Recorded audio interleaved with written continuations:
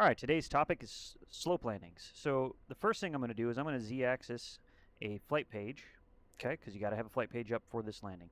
Next thing we're going to do is we're going to talk about our slope landing limits, which are 7 degrees nose up, so that's 12 degrees nose down from a hover. So that's going to be 12 degrees above the horizon, 7 degrees below the horizon, okay, and then 10 degrees in roll. So here's our 10 degree tick marks right here. These are 5 and 5. All right, that's our slope landing limits. Next thing we want to do is we want to talk about dynamic rollover.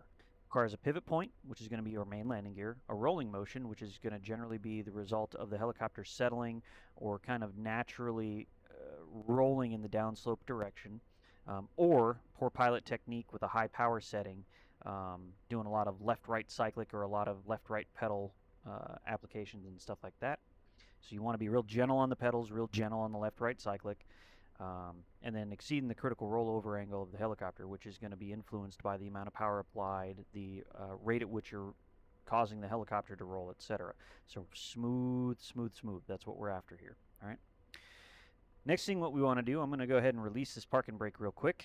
We want to make sure that the tail wheel is locked, light is off, and the parking brake is set. To set the parking brakes, I'm going to apply pressure against the toe brakes, pull the handle out, release the pressure against the toe brakes, let go of the handle, boom, the handle stayed out, the parking brakes are set. All right. Let's see here. What else did we talk about? Oh, yeah.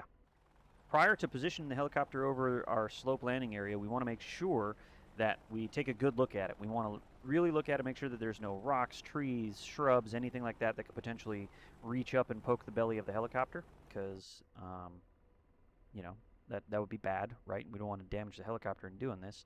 And it's really important that you do this at night because your eyeball is 10 foot in front, 3 foot below you. And once you position the helicopter over that landing area, you won't be able to see underneath the helicopter. So you need to make sure that you really do a good once-over of that landing area before you actually commit to the landing. And there we go. Once we're done with all of that, I'm going to bring the hold modes off. I'm just going to start slowly lowering the collective. My whole thing is I just want to be nice, smooth, and slow. I'm not hunting for the ground. I'm just waiting for ground contact to kind of happen. Lowering that collective, a little bit of right pedal. Don't drift. Lowering the collective. Lowering the collective. There's a tail wheel. There's the right main. All right, downslope wheels down. Continue to lower that collective down to about 35% as a technique, just to kind of really make sure that the aircraft is settled on the ground. We can also use the transition symbology to kind of help ourselves out. Level the fuselage a little bit. Cyclic in the direction of that slope. A little bit more right pedal. Lower the collective down to about 30%. Now from 30% down to 25%, I'm going to work on neutralizing the cyclic so that I'm neutral by 25%. Alright, so we're just going to keep lowering that collective, neutralizing the cyclic. Alright, right about there. Cool. Let's see. Yep, cyclic's neutral. So now what I'm going to do is trim, center my controls. Beautiful. And let's zoom in here real quick. We're right at about 2 degrees or so, and we maybe got about, looks like a degree or 2 of nose down slope, so that's fine. Slope limits will not be exceeded if I lower the collective to the full down position. So now I'm going to lower the collective full down position, and we're settled on the ground, no problem. All right, so we're right at about 3 degrees of slope or so. As a general kind of like thing, the trim ball being one full ball width outside of the gates here is 3 degrees of roll. So we're right at about 3 degrees of roll. So that's pretty good. That's not too bad. All right. So now we're going to do the opposite. I'm going to start increasing the collective, feeding in that pedal, cyclic in the direction of the slope. Just nice, smooth, and slow. Nice, smooth, and slow. Hover symbology would also help. Just coming on up, coming on up, coming on up. There we go. And there we go. We established ourselves at a nice 5-foot hover trim. I'm going to center my controls. Cool. Tail is clear. Or actually, correction, tail is clear that way. And nose is clear this way. I don't want to turn my tail into the slope. That would be bad. Just kind of bring the aircraft on around here.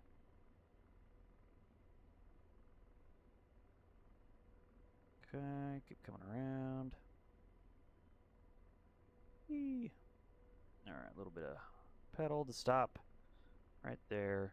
Now we're going to trim. Okay, brief remains the same. Everything's looking good. Now I'm going to just start slowly lowering that collective. Stop drifting forward. Look in the direction of that slope, trying to judge those use those close-in cues to kind of help myself out. We're coming on down, coming on down. Don't drift in the direction of the slope. Don't drift, don't drift. There we go. A little bit of pedal. All right, upslope wheel is down. A little bit of AH cyclic to settle the tail wheel. And now, oh, get that pedal in. Woo, there we go. All right, we're set. We're stable. Everything is fine. And I'm just going to keep lowering that collective. A little more cyclic in the direction of the slope. Right pedal, right pedal. All right, start neutralizing the cyclic from 30 down to about 25. There we go, we're neutral. And now I'm going to trim. All right, cool. Let's check that slope limit now. We're down at about 25%. Looks like we're about 4 degrees. Good. Slope limits will not be readily exceeded, and we'll lower the collective all the way down to the full down position. Okay, right about there. Good. Now, you probably noticed that as I was coming down, I got a little aggressive with the left-right cyclic, and the aircraft wanted to roll. You got to really, that's a bad thing to do. Don't do that. You want to just be nice, smooth, and slow when you're making these inputs. Now, I will say, it's really hard trying to do this all visually, as opposed to being in the actual aircraft, because you can feel the slope. You can feel how the aircraft is kind of rolling left and right and all of that stuff. So you got to be even more deliberate in the simulator where you don't have any of that feedback to prevent the helicopter from rolling over. So just be nice, smooth, and slow, nice and deliberate, and you should be able to do this just fine. And have a good one.